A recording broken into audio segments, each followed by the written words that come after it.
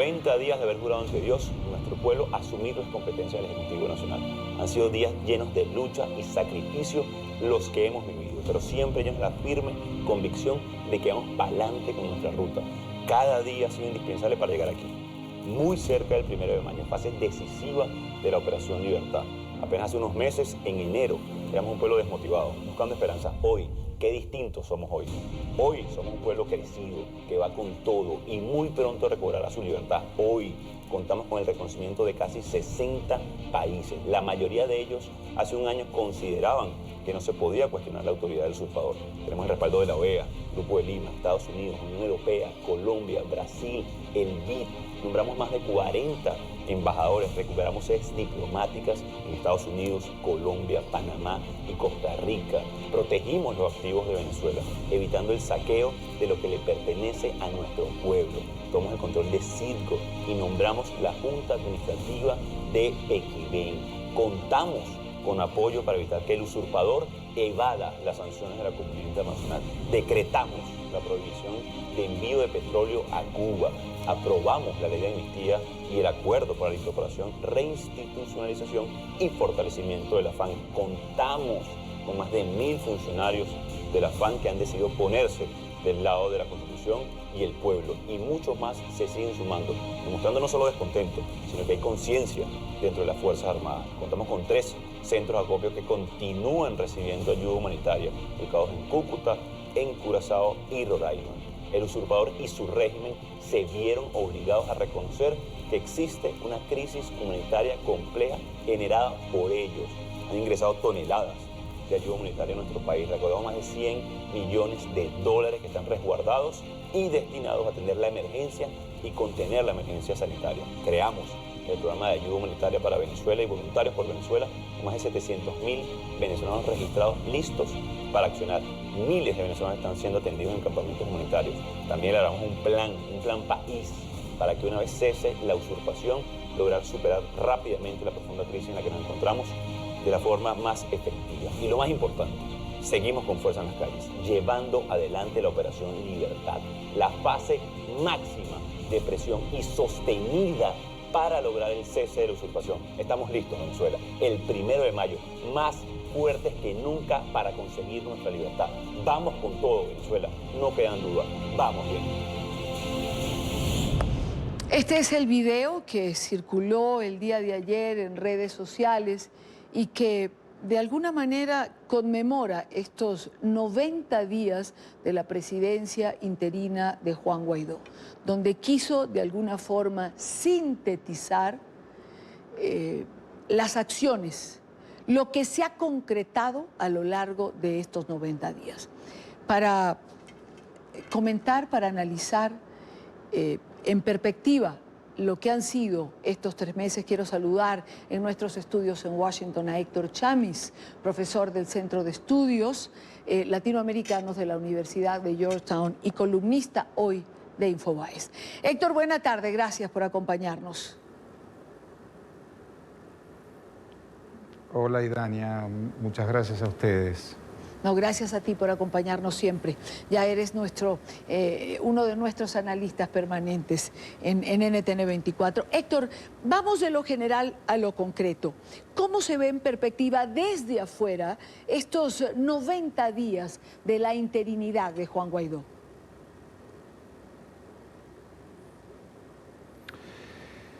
Se ven como un proceso lleno de esperanza, de oportunidades, y al mismo tiempo un proceso repleto de amenazas y de peligros.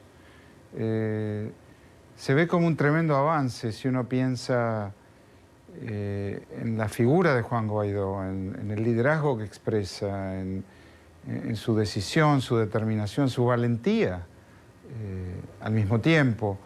En un gobierno encargado, un gobierno interino que se ha relacionado con el mundo, que ha logrado el apoyo de 55 democracias en el mundo, que tiene embajadores en diversos lugares, pero que al mismo tiempo se enfrenta a una organización criminal que es difícil imaginar cómo, cuándo, de qué manera, sí va a dejar el poder alguna vez, y alguna vez de manera pacífica.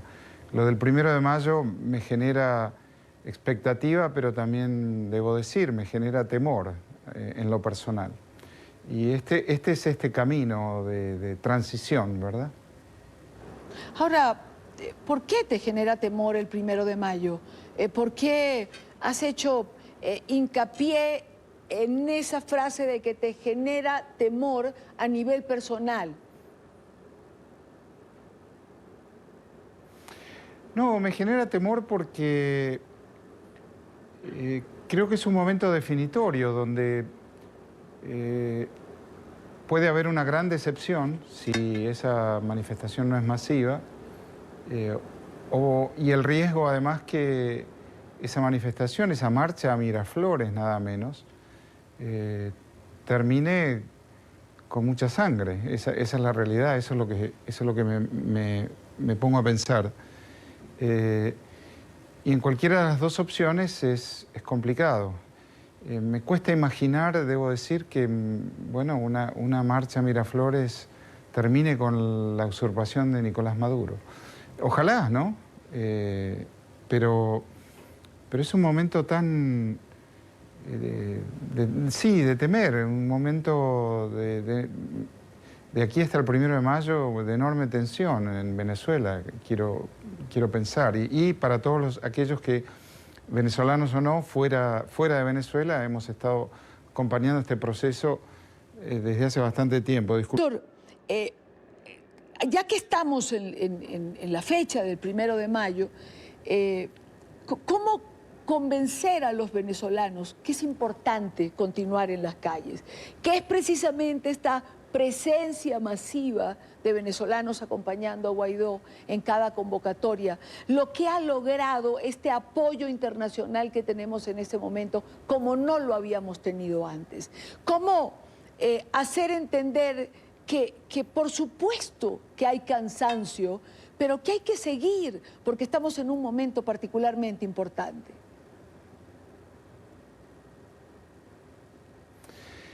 Bueno, este ha sido un largo proceso, desde las marchas de 2014, desde la marcha del revocatorio, un largo proceso por lograr la democratización de Venezuela. Entonces, no es son ciclos también, ciclos de protesta y movilización y ciclos de más apatía y pasividad. Pero sí, este es aparentemente un momento definitorio.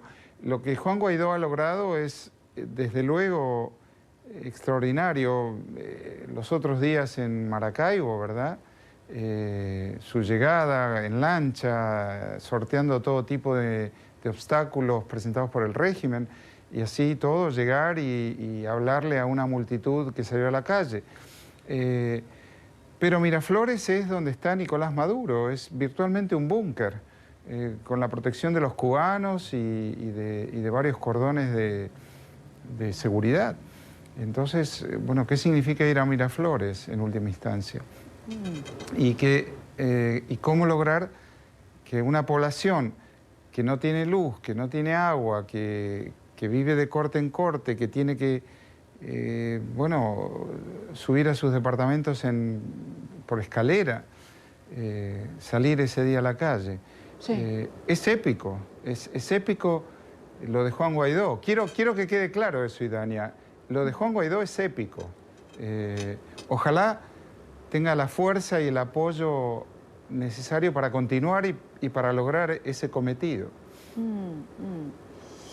Yo quiero recalcar y detenerme en tu frase que lo de Juan Guaidó es épico, que lo de Juan Guaidó pues lo planteas como una epopeya. ¿Por qué, Héctor? ¿Por qué haces hincapié en que esto quede claro?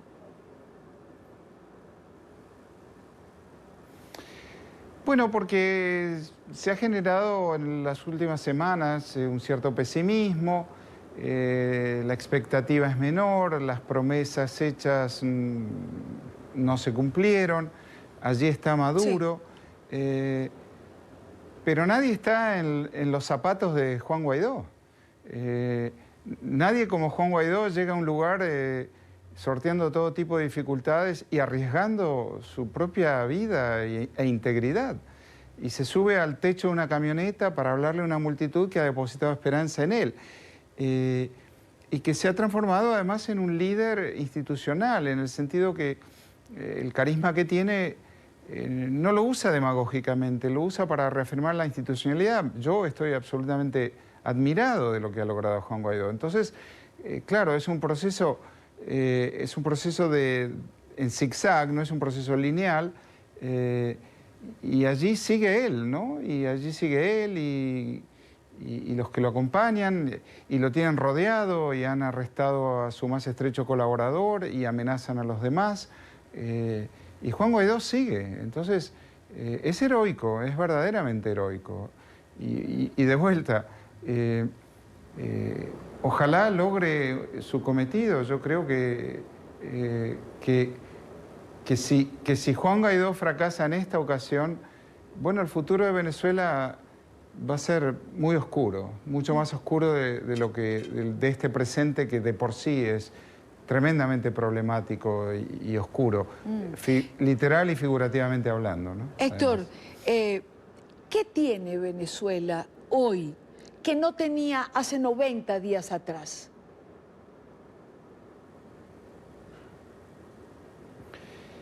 Mira, lo que tiene es que ayer o hoy, no sé, lo vi esta mañana, lo vi hoy, las delegaciones latinoamericanas de los países del Grupo de Lima se retiraron de la Asamblea de Naciones Unidas cuando habló Arreaza.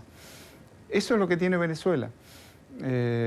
Y Gustavo Tarre asumió su lugar como representante de Venezuela en la OEA esta misma semana. Se ha configurado un escenario internacional como nunca había existido y hay un liderazgo de vuelta expresado por Juan Guaidó y otros que aparece comprometido, determinado a lograr la democratización. Y existe, por el otro lado, una comunidad internacional que comienza, yo diría comienza recién ahora a tomar conciencia de la amenaza que este régimen criminal representa para todo el hemisferio. La amenaza a su seguridad, a su integridad, la amenaza a sus cuentas públicas, bajo la forma de promover un éxodo deliberado, una estrategia de promover el éxodo de los venezolanos, y es una amenaza porque tiene conexiones con el terrorismo, con el narcotráfico, con la minería ilegal. Es verdaderamente una organización criminal en uso del poder de un Estado del sistema, que es Venezuela. Y esto ha cambiado ahora, y esto es lo que hace imprescindible que este régimen deje el poder cuanto antes. Ya que mencionas la ONU, quiero referirme a la OEA y a la aceptación de 18 países de la figura del representante de un gobierno interino, a pesar de la oposición de México, Nicaragua, Bolivia, Surinam y otros países que no hicieron mayoría, pero que evidentemente es un hecho importante, es un hecho que hay que resaltar.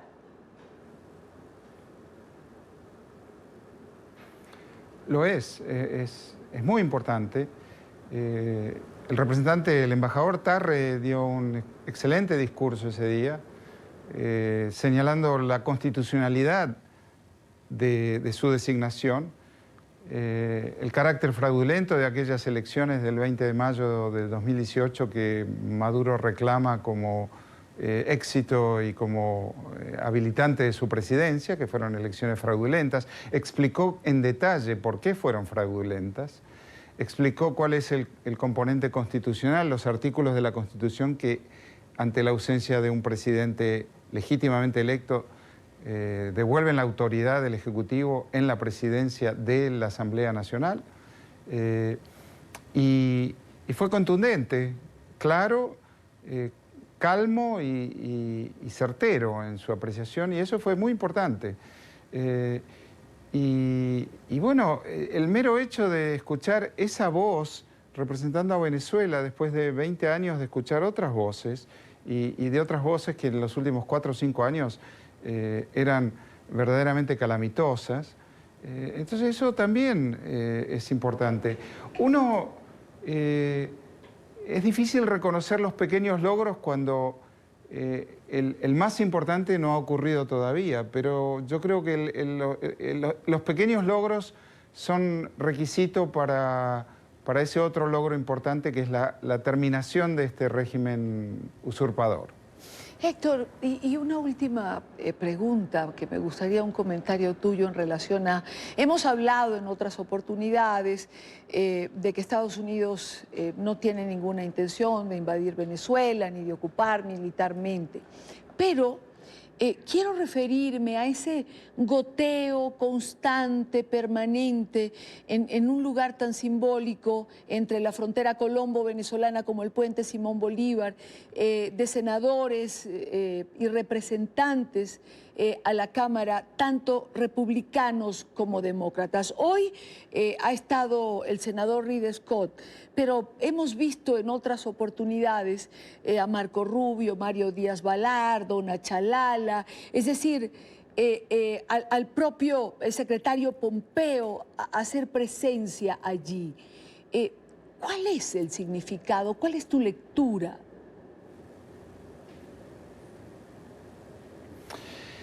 Mi lectura es que hay muchos en Washington, senadores y representantes que han entendido que la posición de Estados Unidos debe ser bipartidista en relación a Venezuela, que no puede ser que un partido tenga una posición y el otro la otra. Y es importante resaltar también en ese sentido los demócratas que han estado en la frontera. Tim Kaine, el senador por Virginia, también estuvo en la frontera, por ejemplo. Y eso es fundamental en términos de la presión, no solo del Ejecutivo, sino de la presión del Legislativo. El Partido Demócrata controla la Cámara de Representantes. Entonces esto es esencial. Es esencial porque continúan las sanciones a individuos corruptos y a instituciones que ha sido documentado que están involucradas en lavado de dinero, por ejemplo, el propio Banco Central de Venezuela últimamente. Y es importante porque esto forma parte de lograr importantes grados de presión, sobre todo dado que también en este país, en Estados Unidos, hay una elección el año próximo y puede ganar cualquiera de los dos partidos, por supuesto. Entonces yo creo que eso es una gestión inteligente e imprescindible para que el sistema político de Estados Unidos ejerza la presión necesaria desde ambos partidos para que este régimen termine y termine cuanto antes. Héctor, quiero terminar como empezamos la entrevista, ¿no? Hablando de Juan Guaidó, de sus 90 días. ¿Qué rescatas de Juan Guaidó?